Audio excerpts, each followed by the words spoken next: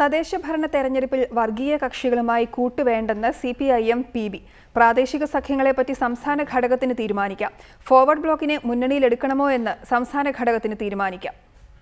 തദ്ദേശ സ്ഥാപനങ്ങളിലേക്കുള്ള തെരഞ്ഞെടുപ്പിന്റെ പശ്ചാത്തലത്തിൽ സംസ്ഥാനത്തെ രാഷ്ട്രീയ സാഹചര്യങ്ങൾ വിശദീകരിച്ചുകൊണ്ടുള്ള റിപ്പോർട്ട് സംസ്ഥാന സെക്രട്ടറി കോടിയേരി ബാലകൃഷ്ണൻ പോളിറ്റ് ബ്യൂറോയ്ക്ക് നൽകിയിരുന്നു. ഈ റിപ്പോർട്ട് പരിശോധിച്ച ശേഷമാണ് വർഗീയ കക്ഷികളുമായി ഒരു തരത്തിലും കൂട്ടുചേരരുതെന്ന നിർദ്ദേശം പോളിറ്റ് ബ്യൂറോ സംസ്ഥാന ഘടകത്തിന് നൽകിയത്. പ്രാദേശിക രാഷ്ട്രീയ പാർട്ടികളുമായി അവസരോചിതമായി സഖ്യത്തിൽ ഏർപ്പെടാം.